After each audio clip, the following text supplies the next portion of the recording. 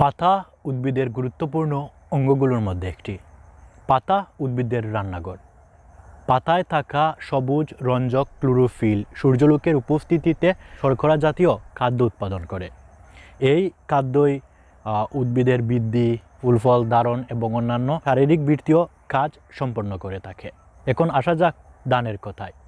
ধানের সবথেকে গুরুত্বপূর্ণ পাতা হচ্ছে ধান গাছের ফ্ল্যাগ লিফ। এই পাতাটি ধান গাছের সবচেয়ে উপরের পাতা। এই দেখেন, এই পাতা, এটি ধান গাছের সবচেয়ে উপরের পাতা এবং এটি পেনিকলের নিচে। এই পাতাটি ধানের দানা গঠনের জন্য খুবই গুরুত্বপূর্ণ।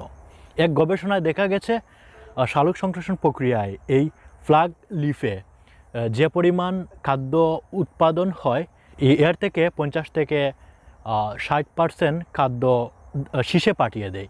এই খাদ্যগুলো ধানের দানা গঠনে সাহায্য করে।